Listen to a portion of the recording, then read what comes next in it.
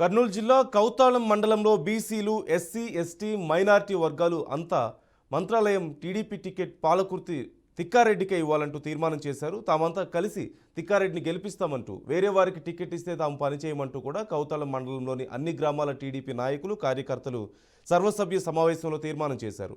గత 10 ఏళ్లుగా తెలుగుదేశం పార్టీలో ప్రతి కార్యకర్తకు అన్ని విధాలుగా అండగా ఉన్న నాయకుడు పాలకుర్తి తిక్కారెడ్డి అంటూ వారు గుర్తు చేశారు.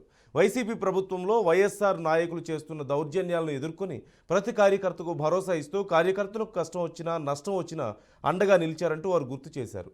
తెలుగుదేశం అభ్యర్థిగా తిక్కారెడ్డి అయితేనే తాము పనిచేస్తామంటూ స్పష్టం చేశారు.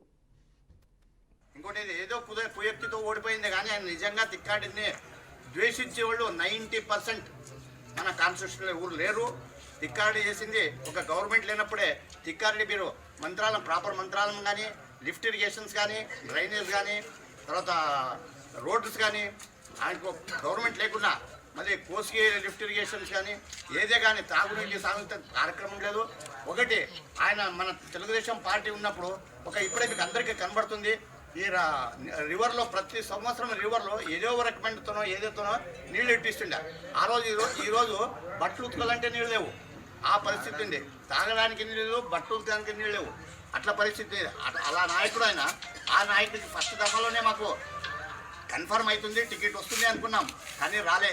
ఇప్పుడు నిజంగా చెప్పాలంటే నెక్స్ట్ దఫాలన్నా ఆయనకు టికెట్ రావాలని చెప్పి మన జాతీయ అధ్యక్షుడు చంద్రబాబు నాయుడు గారికి అందరూ ఈ మండల కాన్స్టిట్యూషన్ నాయకులు, కార్యకర్తలు, లీడర్స్ అందరూ ఒక విన్నపం చేసుకుంటున్న కాకుండా నెక్స్ట్ దఫాలో ఆయనకు ఒక టికెట్ రాలేకుంటే ఏ దానికైనా రెడీ.